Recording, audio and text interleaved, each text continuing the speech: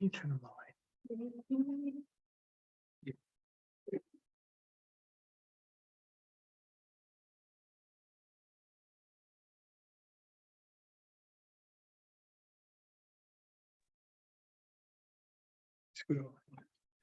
Hi, Diane. Hey, Danny, how are you? Good. How are you? I'm good. I'm trying to get my mom in here too. My mom wanted to come. Oh, that's so great. But I don't know what it is. Some people can join and some people can't. And I don't really understand what that's all about. Well, I had to sign in order to be able to join. So, right. So what did you, and you well, signed in? they How give do you an sign? op. Yeah, so they give you an option. You can either sign in with Zoom, but I don't know what my account is, so I didn't do that. Okay. Or you can sign in with Google, and that I did know. So that's how I signed in. Did you hear that, Mom? You want to give me your password and Okay, let's try that. Hi, Capital- Adriana. That's Diane. Okay. Thomas Stone, all one thing, but it's capital T, okay?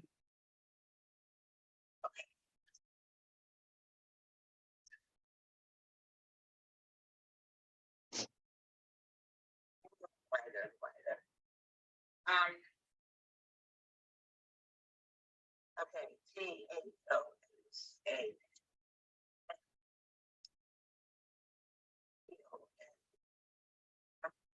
4, Okay, that's it. sign in. Yeah.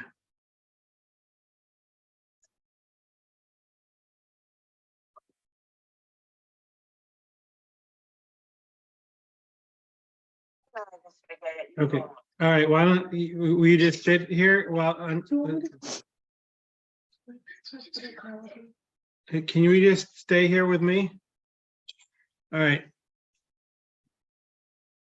Okay. There we go. All right.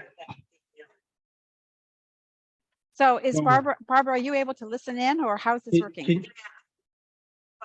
Yeah. So Okay, she's gonna, 'cause she hears you. Okay, because I can't hear her. Oh. Yeah. Huh. So. Okay, just go. Okay, all right. Oh, you know what? That's better. I could hear that. Oh, you hear that? Okay.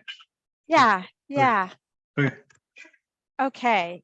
Okay. So, hello. This is really a treat Wait, for Diane. me. Yes. Yeah. My mom says, Adriana, I would like to introduce you to the most fantastic teacher in the universe. Well, hello, Barbara. You're certainly welcome to be here in any way you can. If you're going to say things like that. Okay. So, Adriana, I am really, really happy to meet you sort of in person, because I have seen pictures of you since you were a very, very, very small baby. Because Barbara loves you with a heart that is overflowing, and she shares everything about you. So it's great. I'm really thrilled to have this opportunity to just talk with you a little bit. So hi. Thank you. So you're 12 years old? Yes. And you're going into 7th grade, 8th grade? 7th. 7th grade. Okay. And Dad is taking you to Washington to see some of the museums, including the Holocaust Museum. Is that right? Mm-hmm. Okay. So I think that's sort of what prompted this whole Zoom right now. Mm-hmm. I'm right about that. Okay. Yeah. So I thought a lot about this. I have a whole lot prepared, more than we could possibly deal with. So the most important thing is going to be for this time to be helpful to you. You're not here for me. I'm here for you. So as you think of things and you're like, wait, what? Then you just interrupt and just jump in and say, what? Like, I don't know what you're talking about. And at a certain point, that's the same for Dad. And at a certain point, I'm going to say some things that really are more for Dad than for you, but you should eavesdrop. and just, pick up what you can or what you want. Okay, does that sound good? Yeah. Okay, super.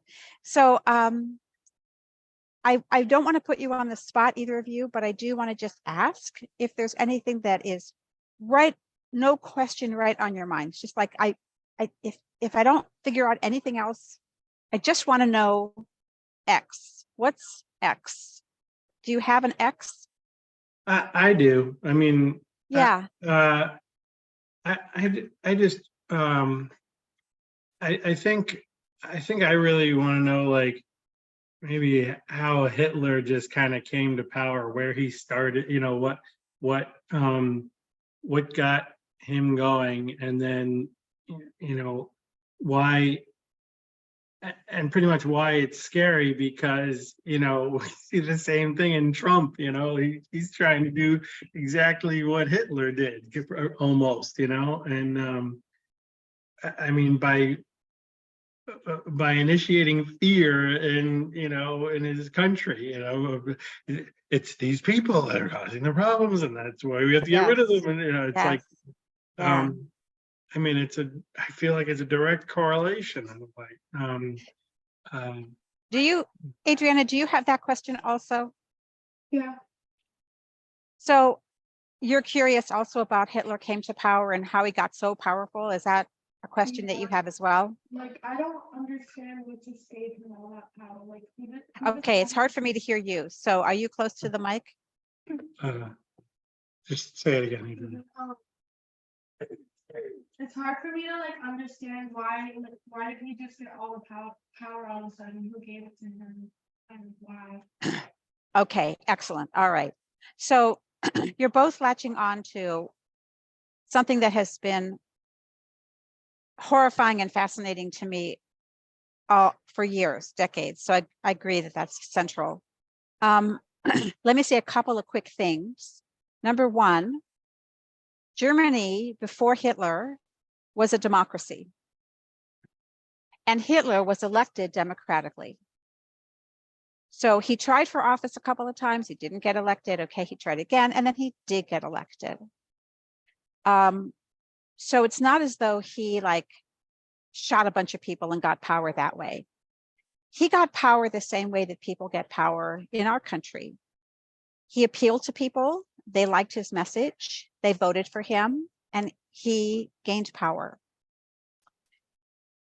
What happened once he gained power was his abuse of that power.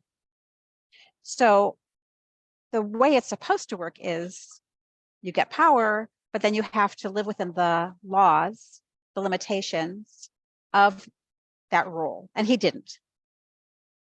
But it wasn't also like it happened overnight either. So he would test it out. Like, if I try and do this, will I get away with it? Yes, he did. Okay, well, if I got that far, let's try this. Maybe if we limit people's freedom to do this, will anybody fight me on that?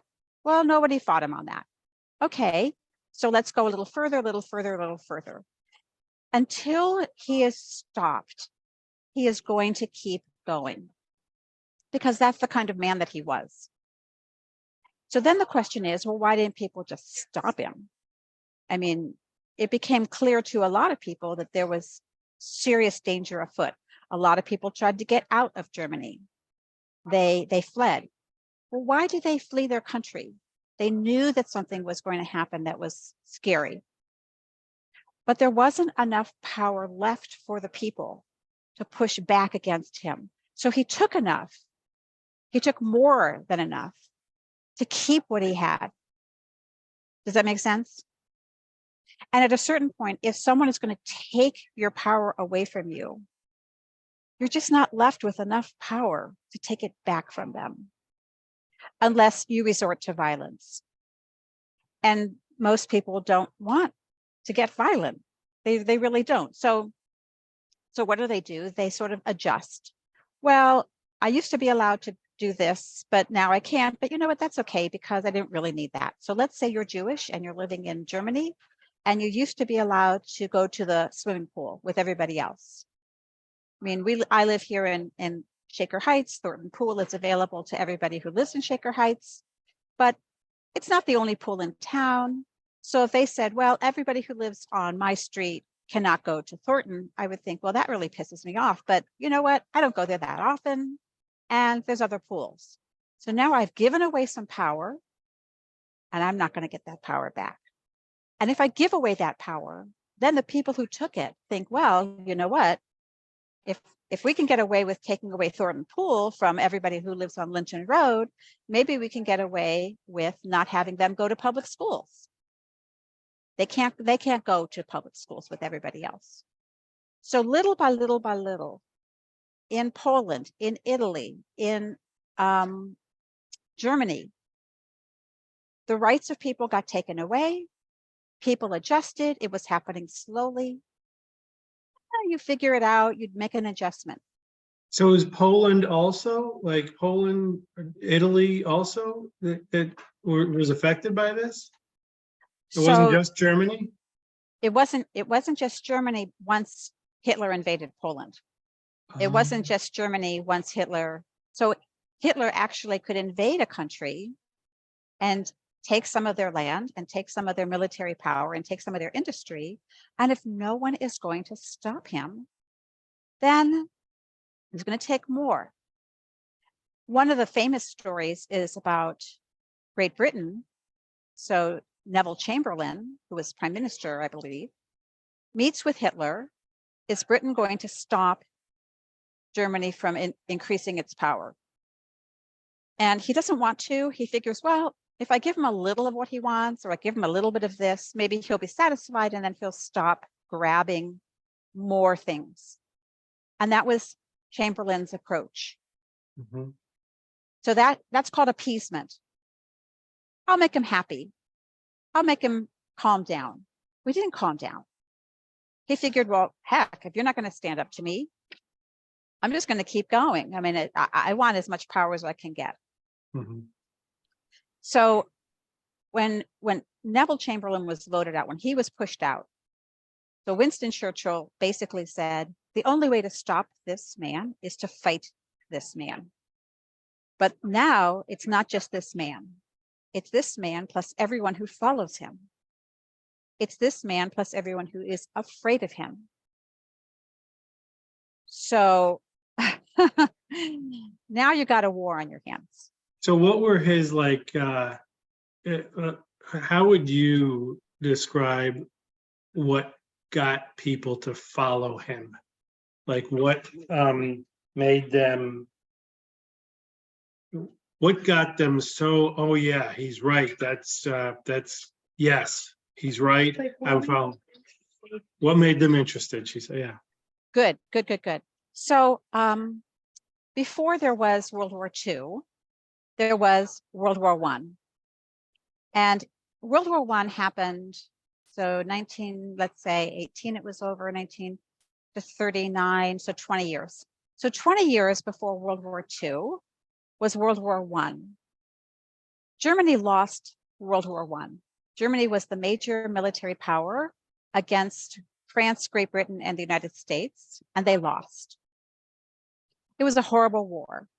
And when the people who won the war got together, when the leaders got together to decide, well, what should we do to Germany? Because they caused this war, they really, really, really, really punished Germany. They punished Germany economically. They made Germany pay for a lot of the damage they had done. They just ruined Germany. And Germany was a very, very proud country.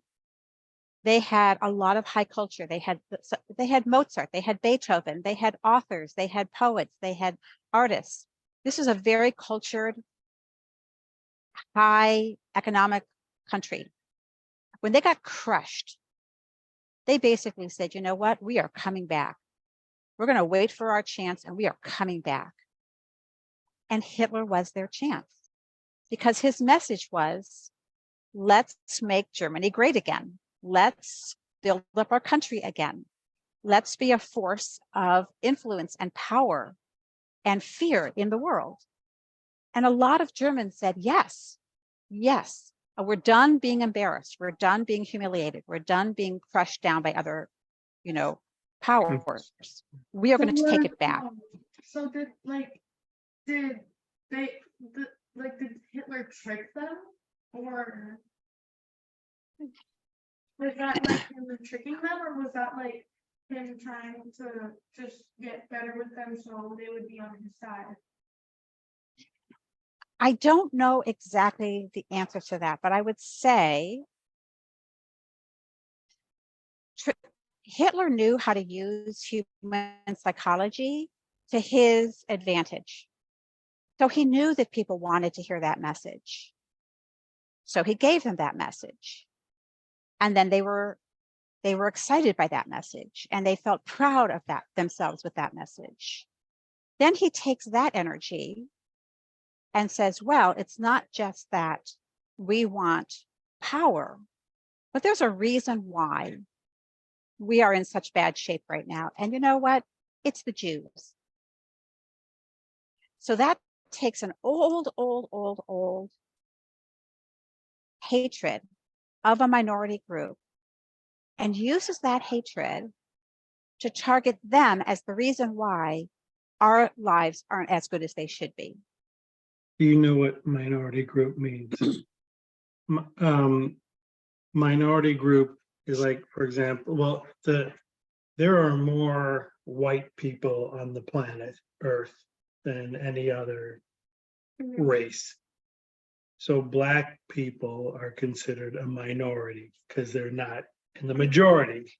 So So like the white white people are the majority, right? And then Black people are, and Jewish people are a minority. Okay, So so certainly go ahead. no, go ahead and ask your, Yeah, I'm sorry, I meant to Edwin. okay, I'm not hearing, Yeah, I'm not well, hearing you. go ahead, you asked that to Diane.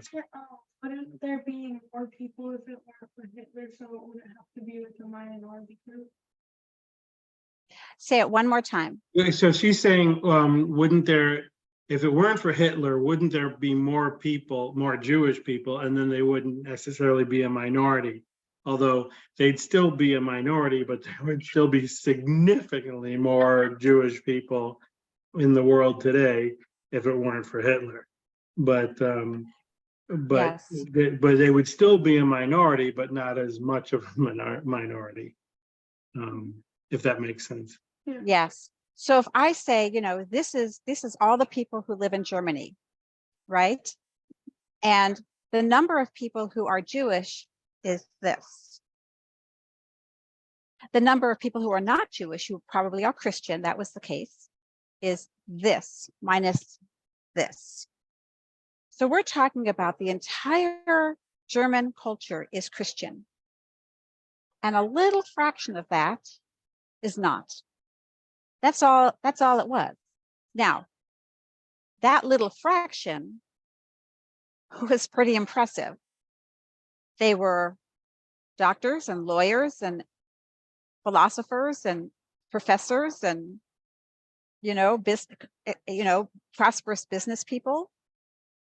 So it wasn't like you didn't notice them. They were all over the place, and they were running good businesses, and they were leaders. So in a way, you could say their power was bigger than their numbers. So even though there weren't that many of them, they were really powerful. You understand? Yeah. And if you go back in history and sort of like, where did the idea of not liking Jews come from? Not liking Jews goes all the way back 2,000 years.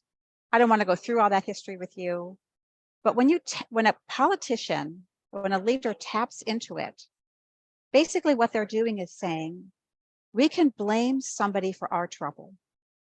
And we pick this group. And this group is often the Jews.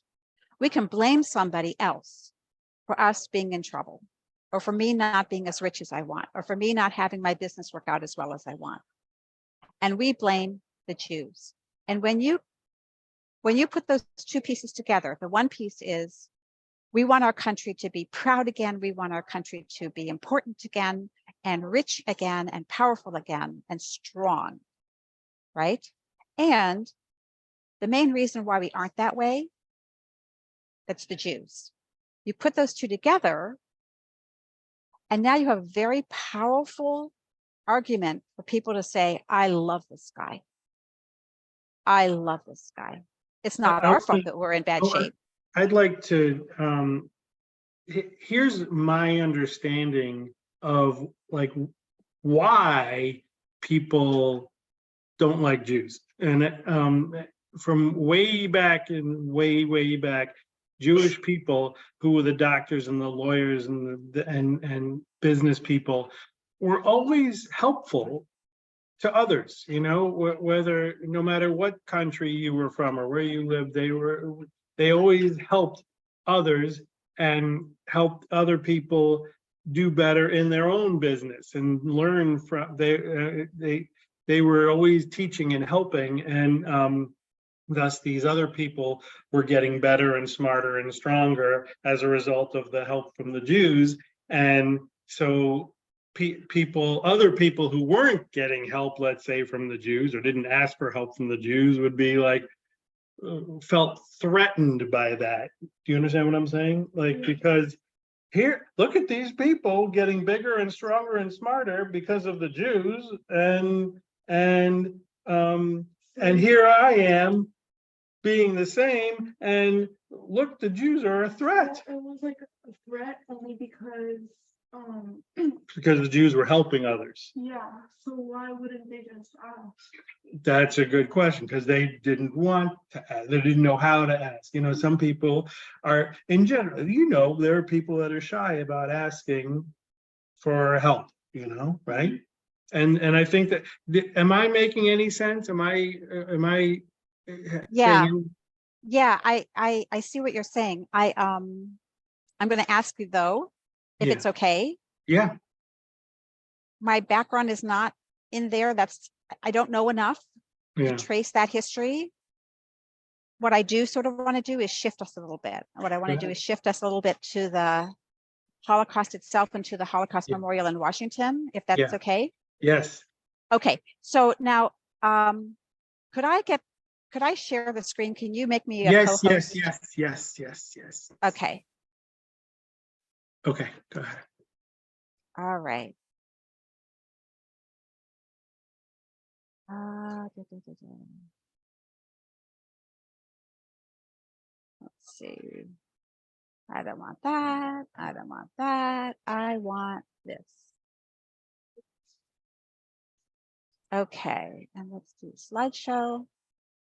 Okay, and I'm going to move you. Hang on a second.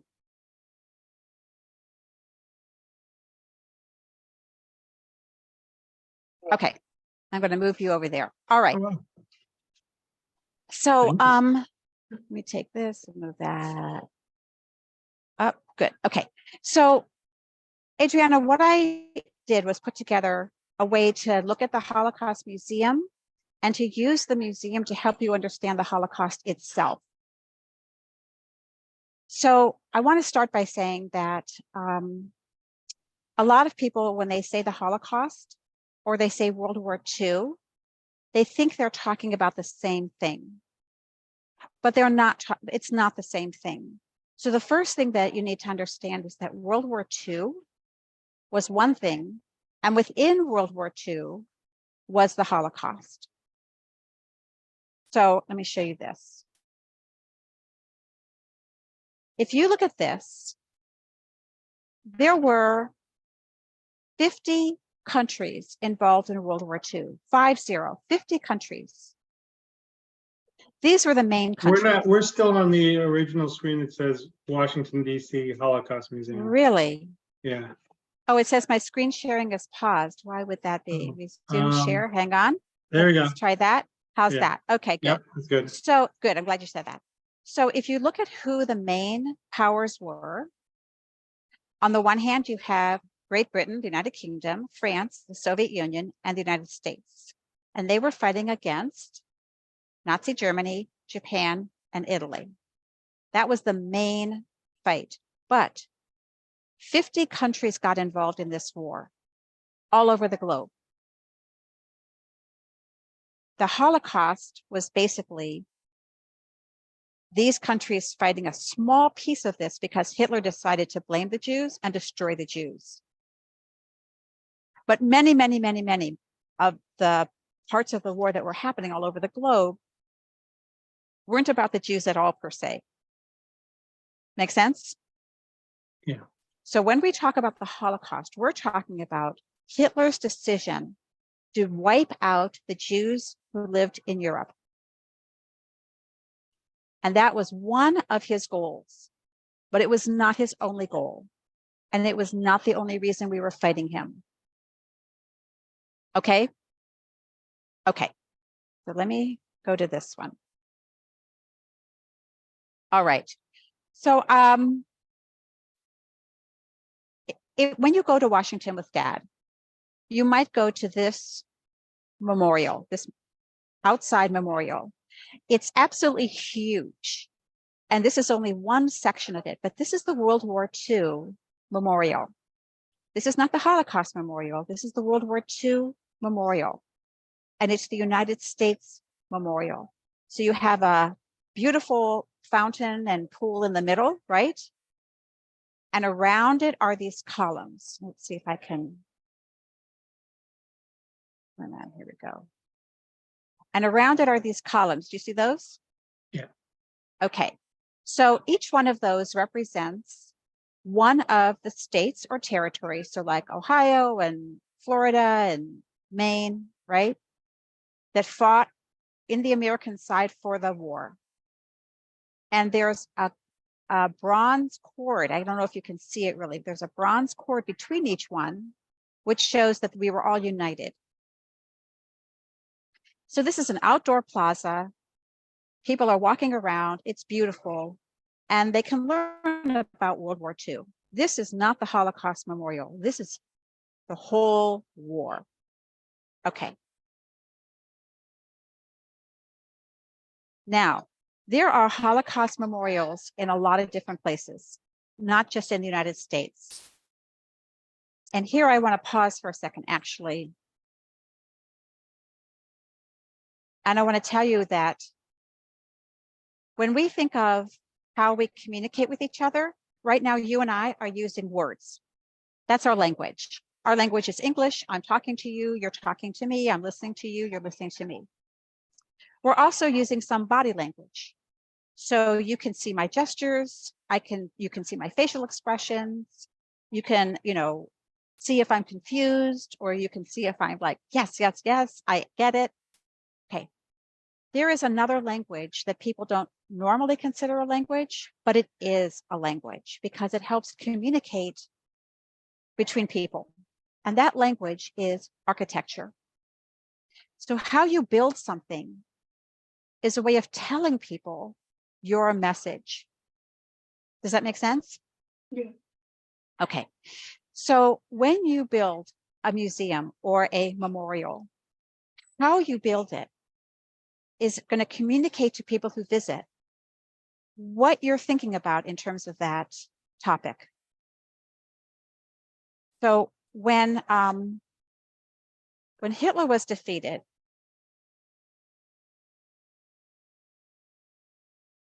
can you see that? Yeah. Yeah, it says Okay, Holocaust Memorial. good. So when Hitler was defeated, the German people had to, over time, begin to take responsibility for what they had done. In the war, yes, but specifically to the Jews. And Berlin, which is the capital city of Germany, in the center of town of the capital city of Germany, they built a memorial for all the Jews who were lost in the Holocaust. You might think that Germany would be the last country to ever make a memorial, right? They wouldn't want to admit that they had done that. They wouldn't want to face it. And they certainly wouldn't want to put the memorial in the center of their capital city for everyone to see. But that's exactly what they did. And it isn't small. It is enormous. Here we go. This is part of the memorial. And if you look at what this is, there's a little block here, not very tall. Kids like to play on it. They like to jump from this one to this one. And if you're strong, you can jump from this one to this one. And there's just hundreds of them all over. People bring picnic lunches there and they sit on these bricks and they enjoy the sunshine and they have their lunch. And this is how the war started. It started small. This is how the taking away power from Jews started. So if you take a little bit of power away, it's not a problem. If you take a little more, it's not a problem. You adjust it to this, you adjust it to this, you can adjust to this. See what the message is? So the architecture itself is saying this started small. It didn't stay small. It got bigger. It got huge. So if you keep walking through this outdoor museum, pretty soon, these little columns are so tall, you can barely see the sky. If this little girl decides to run and go through the side of one of these, her parents will not know where she is. She will not be able to see them. Do you see how easy it is to get lost?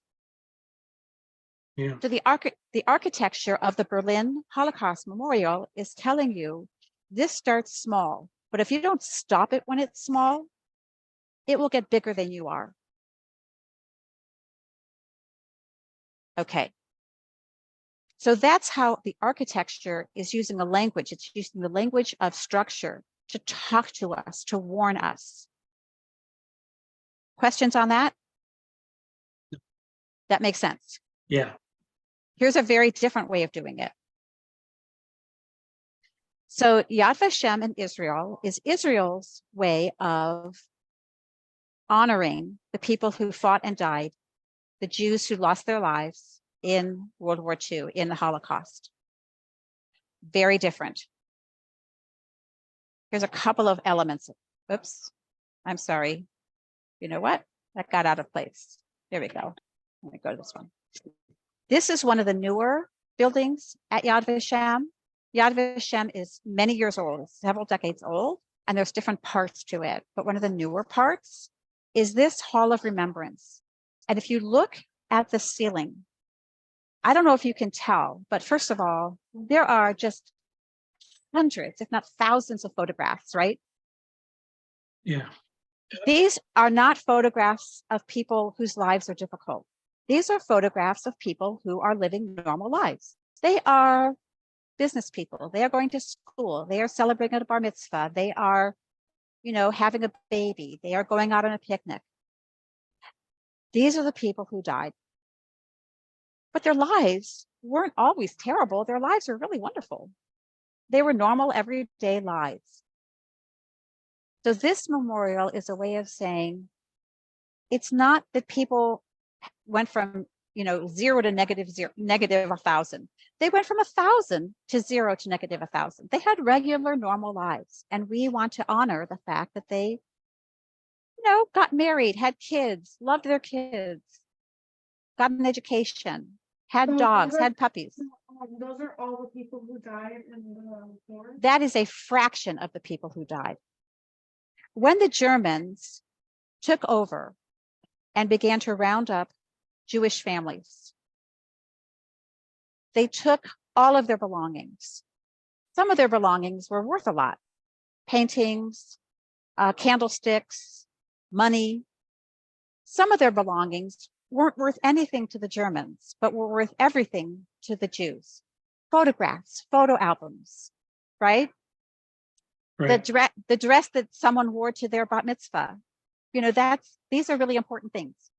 All of these photographs have now been collected, or many of these photographs, the ones that weren't destroyed, have been collected. And in Israel, they wanted to put these up on a huge domed, wall that would lead to light at the top. These were the people whose lives they want to remember as normal, healthy, fun lives, lives of joy, lives of sadness, lives of difficulty, just like your life, just like my life. Does that make sense? Okay. So I know these are now out of order. I apologize for that, but let's see if, okay. So this one is really important to me. This is at Yad Vashem. This is in Israel. And this man is Janish.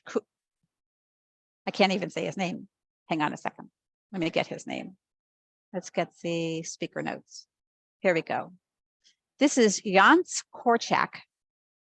He was a pediatrician in Warsaw. So Warsaw is in Poland. He founded an orphanage. And he basically he stayed with the children that he protected, even to the death camps. So there's a memorial for him because of his unbelievable kindness and bravery to stay with the children. So all of the children that I don't know, can you see there's a big hand here. Can you see his hand? Yeah. So he is literally wrapping his arms around the children. That's how this bronze statue communicates the love that he had for the children. And this is a major feature at the Israel Holocaust Memorial at Yad Vashem. This. You wouldn't think that a Holocaust memorial would have a beautiful, beautiful park like this, but it does. Why does it? This is the Avenue of the Righteous. There were hundreds of non-Jews who saved Jews. They hid them, they fed them, they smuggled them into different countries, and they protected them. They lied for them. And this whole avenue is filled with trees and monuments, that honor many, many, many, many Europeans who were not Jewish, who saved Jews, who risked their lives to save Jews. So that's a way of architecture, again, landscaping is communicating to you a message. Okay. So now we're going to go to the Holocaust Memorial in Washington. Do you have any questions so far? Is this helpful? Is this helpful No, this to is you? good. I want to eventually get to the number because I've never discussed about the number of Jews who died during the Holocaust. Okay. I'd have to. I don't want to quote just offhand, so I'd have to look it up. No, But the 6 famous million number. the famous number 6 million. Yeah. All right. So, Adriana, I don't know if the number 6 million rings a bell for you. Maybe it does. It's become a very famous number because when people say, oh, the 6 million, they don't have to say the 6 million Jews who died in the Holocaust. They don't have to say that. All they have to do is say, oh, the 6 million. And everybody knows, oh, you mean the Jews that Hitler and those who followed him murdered. 6 million. 6 Jews. million. Adults, kids, Yeah. babies. Yeah. Died. So Elderly. All of 6 million Jews died because Hitler says this is right. Right. But I don't think that's right. But Right. Adriana says she Yeah. doesn't think that's right. So that's It's, the whole point we're trying to make. Yeah. and what's really frightening about it is that normal everyday people whose pictures could have been on that wall as non-Jews, right? People who had businesses, they had education, they went to church, they played tennis on the tennis courts. Normal everyday people were so afraid not to do what Hitler said that whatever Hitler said, they did. So whatever the Nazi army said, they did. If they didn't, they risked getting killed right then and there. So a lot of Jews, most Jews died because people followed Hitler. Hitler is one man. He can't kill 6 million people. But if he gets an entire army behind him, and that army is really willing to do whatever he says, and if he kills enough people who don't agree, people will start to agree to save their own lives, to be safe. And they will do things that they would never have thought they would do. And they will do them. Okay. So now when you go to Washington, the architecture of the Washington Holocaust Memorial is a huge language. It is going to tell you things through stone and iron and shape and buildings, right? And sections. That's how it's going to talk to you. And you can learn a lot about the Holocaust itself just by noticing the architecture of the museum. Make sense? We're good? Okay. Yep. So here we go. This is the outside of the museum. And that's what you walk up to when you have your ticket and everybody's in line and you're going to go to the museum. And it's attractive, right? It looks good. That stone is all over Washington. A lot of museums use that stone. A lot of buildings use that stone. And when you walk up, you think, oh, this is a really classy museum. What you need to realize about this particular front of the museum is that this is actually fake. It looks good, but it itself is not the museum. It's the pretend museum. It's what the Germans wanted you to think was happening. Everything is fine. Everything is great. I'm in charge, says Hitler. We're going to be great. But There is why almost- would they make a fake museum for people to believe? Why did they make Good. this fake front here? Good, good, excellent. So how is the architecture? What is the architecture telling us? The architecture is saying, beware. Know what you're walking into. It's not the way it looks. Nothing in Germany was the way it looks. This is going to be one huge deception. And you're going to feel as though this is fine, but it is not fine. And by the time you realize it is not fine, it is too late. Okay? So for example, if I take this, see these windows, right? Yeah. They're not actual windows. I couldn't find a good image of the side of the museum, but there are areas on the side outside of the museum that look like normal windows, but they're not. They're actually blacked out windows that look like normal windows, but you can't see in and you can't see out of them. See how the architecture is saying, look out. Look out. You're going to be told something. It is not going to be the truth. Okay, so let's go in for a second. All right. This is part of the main entrance hall. It doesn't look like the outside, does it? No. No. There's nothing about this that looks like the outside. It's not the same color. It's not the same stone. And if you look at the skylight, I don't know if you've ever seen a skylight. Maybe you even have skylights in your house. I don't know. But skylights, usually you look up and you're like, oh, you can really, really see the sky. This is a skylight, but this is a weird skylight. It's metal. It's heavy. It looks more like jail bars, doesn't it? Yeah. So it looks like, oh, I can go outside. I can see the outside, but you can't get out. You can't get out of there, right? Right. So that's the message of this piece of architecture. You're going to be in. It's going to look like it might be okay, but it's not okay. It's not normal.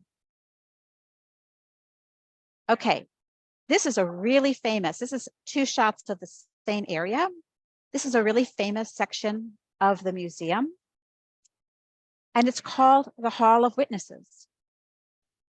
So let's see, how can I explain this? You see the woman who's looking up. Yeah.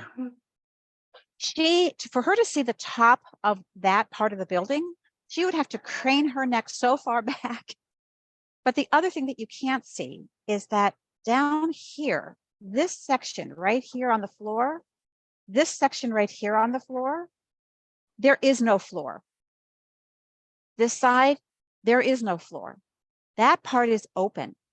So not only would she have to look all the way up to see all the photographs, but she could look all the way down to the first floor and still see thousands of photographs. What are these photographs? Same thing as at Yad Vashem. So another fraction of people who got killed. Yes, yes, but not the pictures of them dying, the pictures of them living. And if you look at some of them, they are exactly like the pictures that I have at my house. You know, when Josh was born, and you know, when my grandparents had their anniversary and grandma was all dressed up, I still have her dress.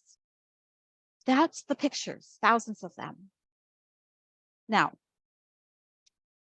this area here, so the floor is actually made, the architectural design here, this is made of glass block. It's very sturdy, but it's not like walking on a regular floor. When you, some people don't even, it's glass.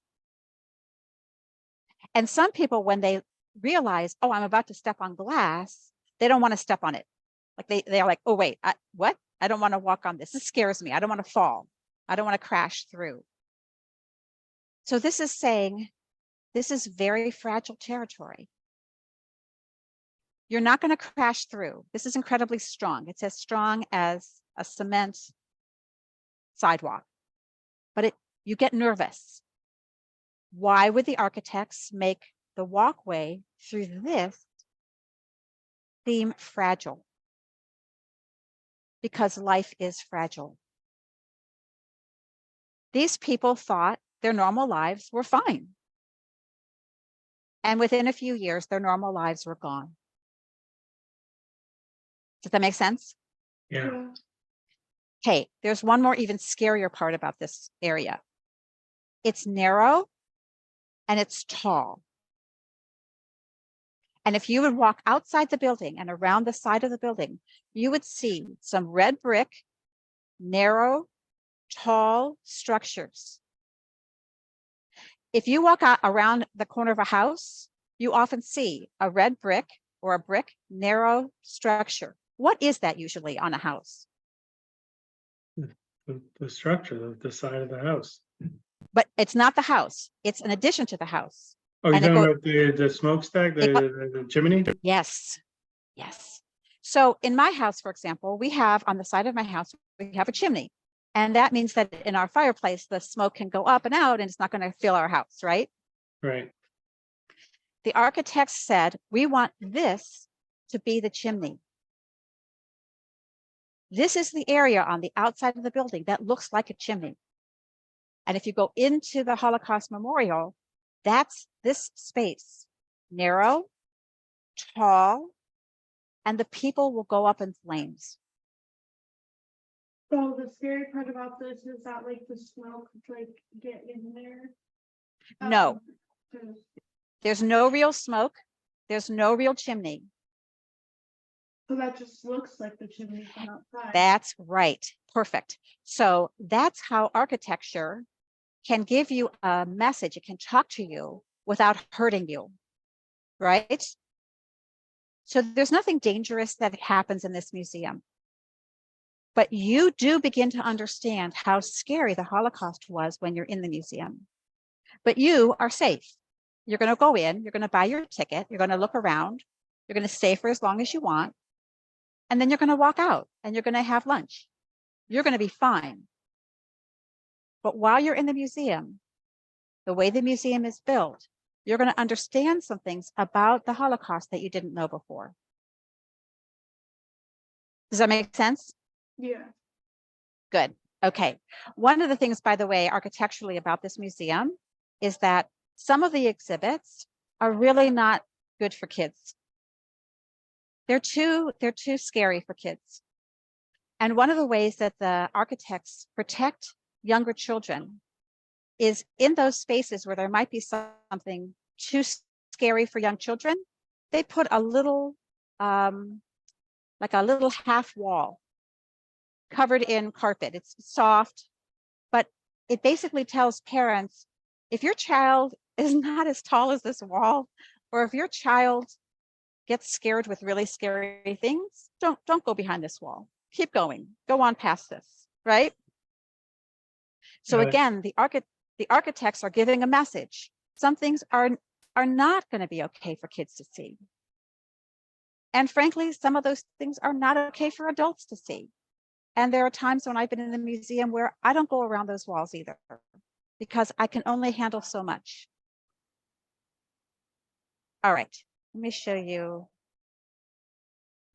This goes back to the original one. I got these out of order. Do you see so you recognize this, Right. right? Okay. And this is sort of where you walk in, and sometimes you'll meet your group there, or you'll decide, how you want to plan your trip there. And then at a certain point on the second floor, you might decide to cross over to the other side of the museum.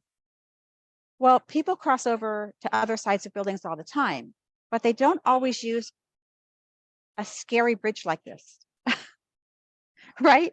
I mean, it's not that it's so hard to walk across. It's easy to walk across, but when you look at it, it's like, whoa, that's a long way down. And I'm not sure you want to walk on that. So once again, the architects are saying, be careful where you step. You may go someplace that you don't want to be. Make sense? Yeah. Okay, good. All right.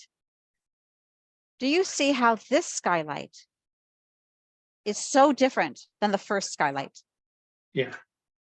And this is a gorgeous, gorgeous skylight. It looks normal. It looks organized. It looks regular. It doesn't look weird and angled and dangerous. It's beautiful. This is the last room you go to. It's like a sanctuary. It's really big. It's really quiet. You can light a candle. You can sit down. You can have a journal and write some ideas that you have. It just gives you a chance to calm down. And here's the space. Whoops. Uh-oh. Okay, I'm not sure where that is. I'm sorry. But the space is also just beautiful and so quiet. And people go in, some people go in and they sit down. They'll sit down for half an hour. Just relax. So the architects of the museum realized that they were going to show you something difficult, but then they were going to give you a chance to catch your breath. Does it make sense? Yeah. Okay. All right. So let me just quickly show this. This is the part where it's more for your dad than for you, but you get to eavesdrop. Okay. So first of all, we talked about World War II is not the same as the Holocaust, right? So World War II was 50 nations fighting each other. The Holocaust was a particular effort to destroy the Jews of Europe.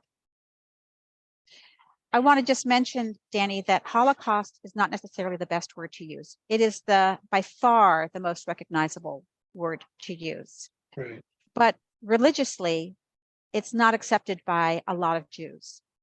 Because Holocaust, holo means total, cost, like caustic chemicals, means burning. Mm-hmm. Holocaust is a total burning. And in Jewish mindset, that's a sacrifice, the fully burned sacrifice on the altar.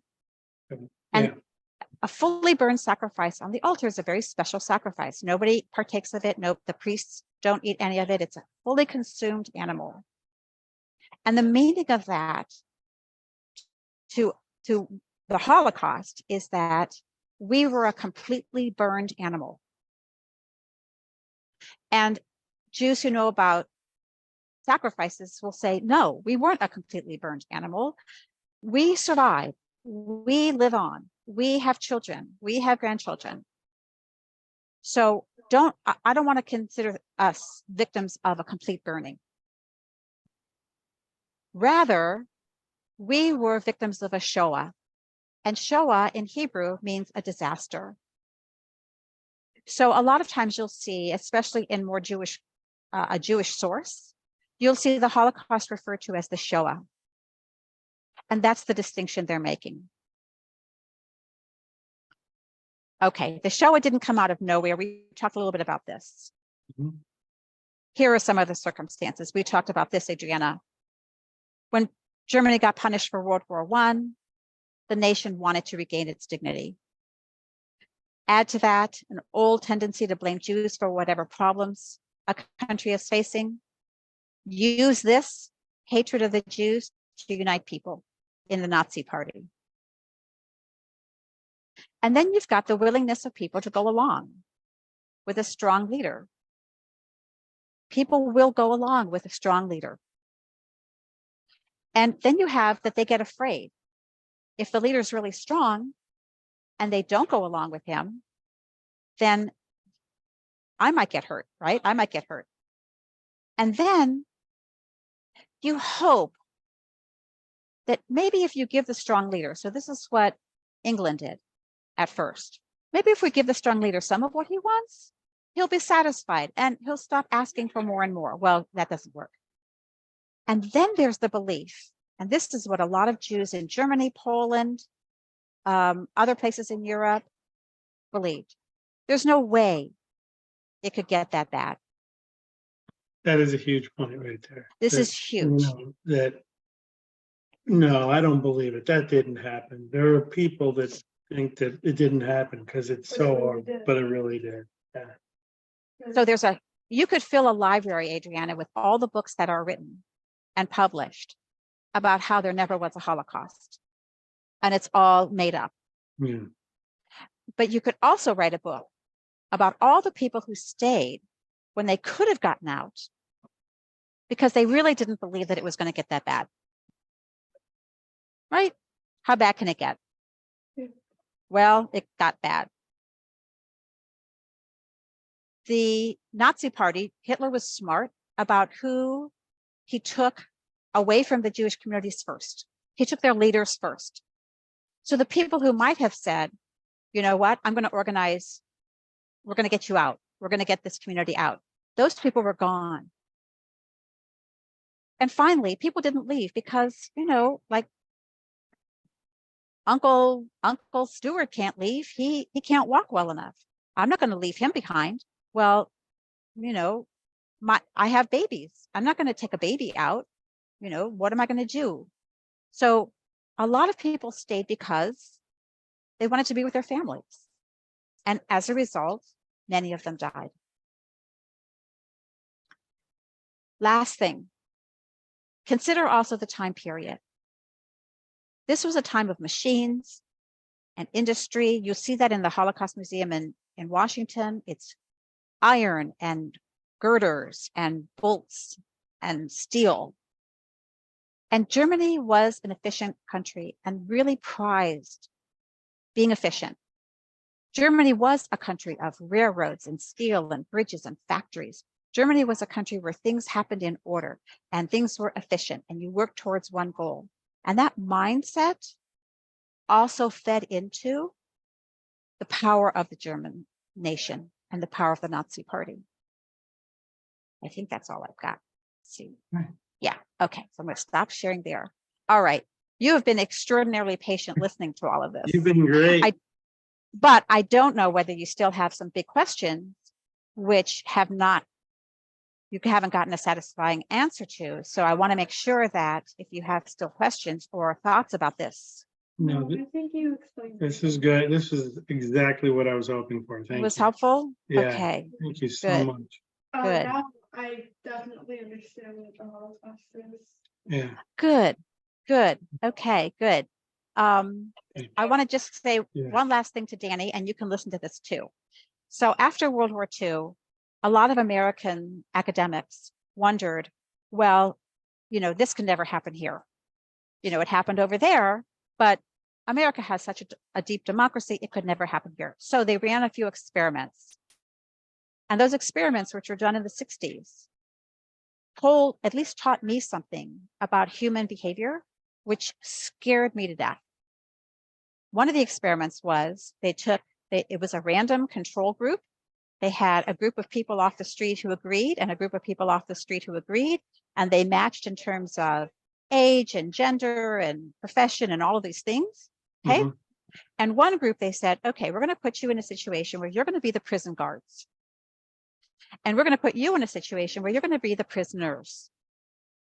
And we're going to tell the prisoner guards what to do. And you're going to be the prisoners. And let's see if normal Americans will do what they're told. And they did. So then they said, okay, we're going to switch you. Now you've been prisoners and you know how horrible that is. Now you're going to be the prison guards, and you've been prison guards, and now you're going to be the prisoners. And would it work the same way? And it did. Mhm. They had to stop that experiment because of the violence that people were going to commit on each other. Normal citizens. This is in California. Normal Californians were absolutely fully capable of doing everything the German army was doing. So when we say that it can't happen here, there's a reason why it's less likely to happen here, but there's no way you can say it can't. Right. It's less likely if we stand up. It's less likely if we vote. It's less likely if we organize and say, stop it. It's less likely for Jews if we remember our Jewish heritage and hold strong to it. But you have to fight back. You have to push back. If you don't push back, then by the time you want to push back, it may be a little late. Right. Yeah. That's awesome. Okay. Thank you. That was really, Yeah. Oh, good. really, really fantastic. Thank you so much. Okay, good, good, good. All right. Yeah. Barbara, you still on? Shit. Yes, And are we going to get to, am I going to come over later today? what? Are you gonna, is Diane wants to know if she's gonna come over later today? What, 2? 2:00 sounds perfect. Okay, Okay, I'll come visit. okay, good, I'll see you then. All right. Okay, good. Thank you both. Adriana, Thank you. good luck with you. Thank you. Thank you. Okay, All right. So much. see you later. See you later. Bye, guys. Bye-bye.